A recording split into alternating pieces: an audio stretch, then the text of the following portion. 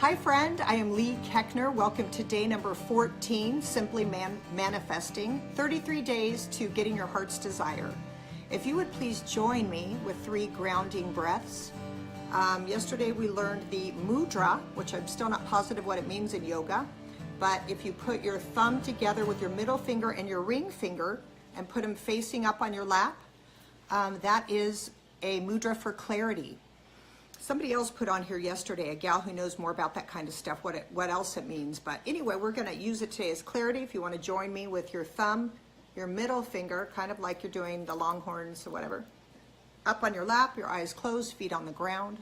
Just take a moment to feel how supported you are without having to do a thing. That you are held in the palm of God's hand or in your chair. And that you can just relax and be on this planet without trying or having to do anything. You are enough just sitting where you are. So we'll just take a moment together and we will breathe in through our nose and out through our mouth, in through our nose and out through our mouth, in through our nose and out through our mouths. I love it, love it, love it. How simple it is to calm my spinning wild brain with 3 breaths. And thank you for taking the time. And as you get more into kind of meditation and self-care and all this, there are so many different ways to breathe that are meaningful and do different things for your body. But just the gift of breath, and for us realizing that we have that gift, that we can close our eyes and connect with our breath and literally stop our brain from spinning. What a treat that is, a little vacation from the crazy. All right, guys, today we are talking about clarity. It's in the details. Yesterday I gave an example of knowing that I would be on Oprah Winfrey's show, her talk show, before it ended, and how I knew I would be on her new network, but I didn't fill in the details, and both of those things came true. And basically I walked on her stage, looked at her, and then waved and walked off, and I was like, shit, I didn't give the details. And the same on her network. I went on one episode of a show, Dr. Phil, I pissed him off. He kicked me off the first episode, and I was like, what in the hell just happened? I didn't fill in the details. So I got what I asked for, but I didn't get the experience that, boy, I would have really loved to have. I'm going to give you an example of now what I did fill in the details and how that worked for me. So I've talked about before that my story was unworthiness from my childhood and not mattering, basically. So I lived my life kind of partying hard, doing drugs, getting drunk, having sex.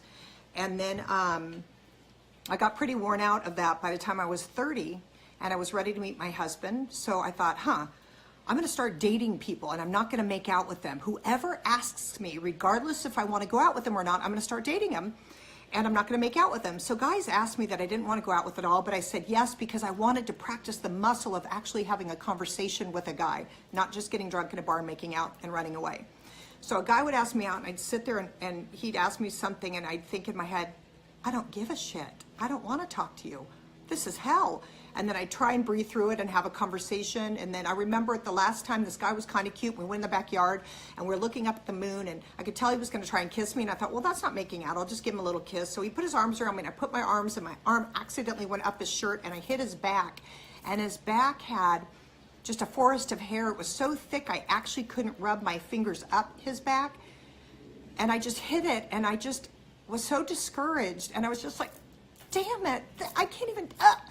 And I just remember calling it a night and going to bed and starting to cry and starting to feel alone and lost and like I was never going to find someone. And I was like, screw this. And I dropped to my knees and I was like, God, I am so ready to meet my husband. I was really ready. And I went to God and I said, I'm so ready to meet my husband, God. And here's what I want. I want a guy with a kind heart. I want a guy who's tall. I want a guy who's smarter than me. And I want a guy who's funny. And God, when I meet that guy, will you give me a big sign and say, this is the guy, so I don't get drunk and chase him away? All right, thank you, God. And I forgot about it, literally, and went about my life knowing that I was specific. I told God, I kind of surrendered it.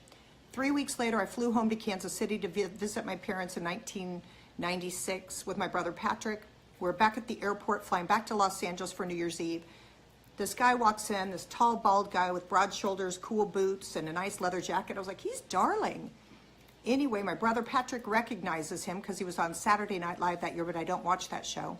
They start a conversation. The guy goes and sits over there, and Pat says, do you have any celebrities coming to your New Year's Eve party? And I said, no. And he goes, go ask go ask Dave. So I go over and I said, hey, Patrick said I should invite you to my New Year's Eve party. And he goes, and Patrick is and I go, my brother. He goes, oh, I'll come to your party. We had a nice chat. I saw that his mouth pulls down when he talks, and I thought I wanted to help him a little and let him know I thought he was cute. So I said, hey, I just want to let you know I can see that you've had a stroke, and you should not be embarrassed about that. I think it's kind of sexy. And he said, well, thank you, but I haven't had a stroke. I was like, all right. So I went and got on the airplane. Patrick saved him a seat. Dave got on the flight. We start talking over Patrick, and Patrick's just looking at us. And I look in Dave's eyes, and literally, you guys, I knew it was him. I thought, oh my gosh, you're here. I've missed you so much. I've been waiting for you. That was going on in my head, but instead I just smiled and listened in the conversation. So I knew that was my husband. I knew it was him. When I looked in his eyes, I saw home, or I felt at home for the first time on the planet, literally. And I just was looking at him. And then my brother Patrick was watching this, and he goes, David, are you attracted to my sister? Because Leigh, I've never seen you act like this. And he goes, David, I have a feeling you're going to be around for a long time. And there was the thing I asked from God. When it is my husband, say this is him so I don't get drunk and chase him off. So when the beer cart came on the airplane, I let it pass. David came to my New Year's Eve party 2 days later, and we've been together for 20 years. And oh, what a ride it has been. So when you are clear, when you're clear with the details, and you share it with God, and you are in gratitude, and you surrender it, and you move forward knowing it's coming, it can come and manifest as you walk forward and as you're open to receive it. All right, so there's my examples of no information, not enough information, and a lot of information, and how it panned out. So I want you to get your lists out that we've worked on. It started as 10, then you starred the ones you like. And now I want you to pick it down to 3. I don't know if you already have, but get it down to three things that you want to manifest in this process. Okay, so pick your favorite 3. If you don't have them now, you can do it after and then rewatch this part. But get your favorite 3. And we're going to detail them right now together, or we're going to start the process of it. All right. Include and then at the end of each one, if you would write this or something greater for all concerned. Okay, so you're going to write down the things that you want, and then you're going to allow the room for it to be even better, that maybe the universe is a little more vast than your human brain. So write down this or something greater for all concerned at the bottom of your 3 things of the lists. So we allow the possibility of it being different or better than we imagine. Okay, so we're going to get very clear on the specifics, detailing the features as if your manifestation is tailor-made for you. Tell all of everything that you're looking for in each thing. So let's pretend one of your things is a life partner. Now that sounds kind of a weird way to call a husband or wife or whatever, but if you think about it, really I like the word life partner, because why not commit for life? Why not try to think, I'm attracted to this person, I'm going to marry them. May I show up in a way that even when things suck or get hard, or I feel so triggered I want to run, that I dive in deep and do the work within. That's what the times that I've wanted to flee in my marriage, I think, okay, I can always flee, but I never want to flee when I'm pissed or I'm mad or I'm pointing my finger. I want to flee when I'm at peace. And then I go, oh, wow, you're no longer my partner. Now I feel good about, so doing the work that we're here to do. All right, life partner. If you have life partner, maybe you want to say their physical aspects. Are they, tall? Are they bald? Are they da-da-da? Are they green hair? Are they green eyes? Do they have a big heart? So do the physical things. Why not attract what you're physically attracted to? Although, what I dated a mulatto guy for 10 years off and on, my boyfriend from college, Joe Wright, and I ended up marrying the whitest man on the planet. So be open to the possibility that what you think is your guy or your type, be open to, and that's where that thing helps. This or something greater for all concerned or all involved. Okay, a life partner. So you just put down the things physically, put down the things inside that matter: patience, kindness, open to new ways of thinking, an open mind and heart, loving, a passion for environmental things or whatever you're into. You know, I'm happy that I asked for someone who's funny because I love humor and I love using humor, and my husband is funny. So even when I see him as my husband and I'm mad, I can still see the glory of his humor, which attracts me back to him. When we're having a hard time, I go watch him perform and I remember who I fell in love with, and I got to shift my stories to get back to that. If it's a car, what year, what color, what model, how did you get it? Who was with you when you bought it? How did it feel when you sat in the seats? Did someone own it before you? Did you get a kick-ass deal in the new year?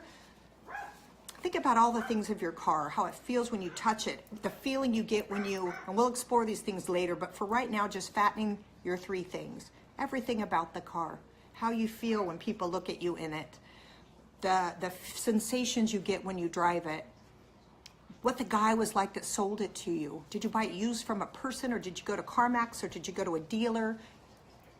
Okay, how did you show up in the dealer to get your deal? All those things. Think about all of those things around your car. Your house, if it's a house, how many bedrooms does your house have? Is it an open kitchen with the family room, one big room where everyone can hang out? Is there a doggy door off the kitchen where the dog runs out into your big backyard with a pool and blah, blah, blah, blah, blah? What does the porch look like? Is it narrow, you walk in, or is it expansive? Does it have a wraparound porch with rocking chairs? See it. Write all the details to the thing that you want. It is in the details of clarity that helps us manifest our heart's desire. So those are 3 examples. You're going to narrow down to 3 things. You're going to fill in the details of them, all of it. Okay, once you have your list, it's time to amplify your signal to the universe by asking the universe for what you want.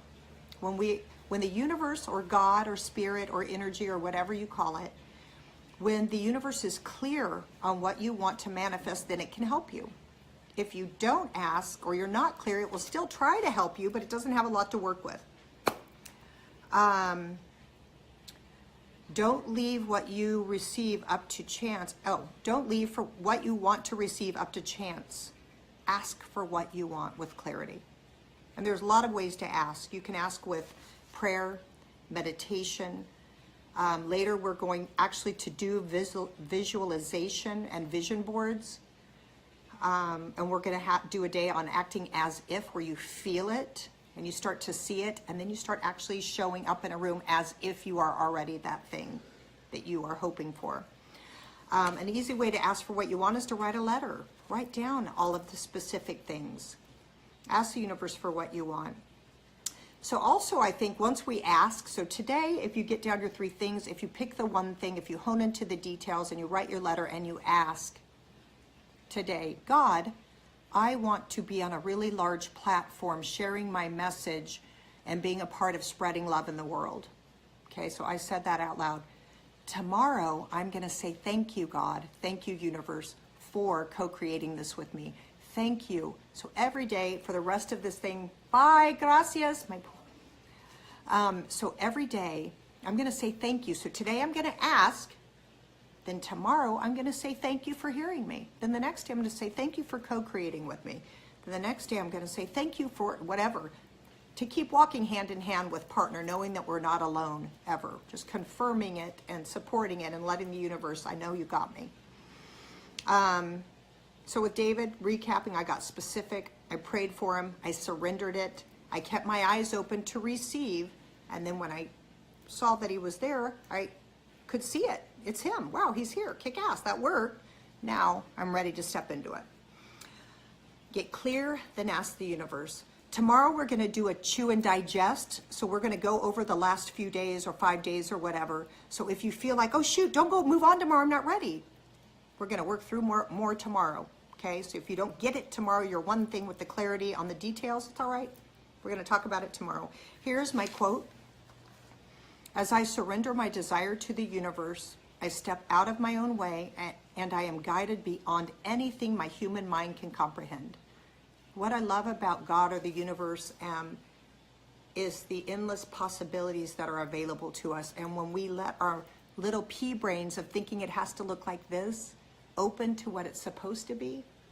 When I was going to sell my reality show, and it was about a woman trying to make it in Hollywood whose wife's an actor, and I almost sold, I almost threw up because I was like, that's not who I am, that's not my heart. I'm not a desperate person, where I was kind of then. But instead, I got to evolve, and I got to show up, and I got to get on the spiritual path. Now I can step fully into my thing. So let it just twist and turn, knowing that the universe has your back, as Gabrielle Bernstein says. Dear God, thank you that we can reshape our life minute by minute, that everything is possible. Thank you during this process that we feel more closely connected to the true power, the true source that we have a part of in our body. Let us tap into that. Reveal yourself to us in magical ways and be with us as we are vulnerable and step forward in a new way. Amen. Thank you guys so much. I will see you tomorrow on day 15 for Chew and Digest. So we'll work further and deeper into this before we start actually doing more moving forward steps. I'll see you tomorrow.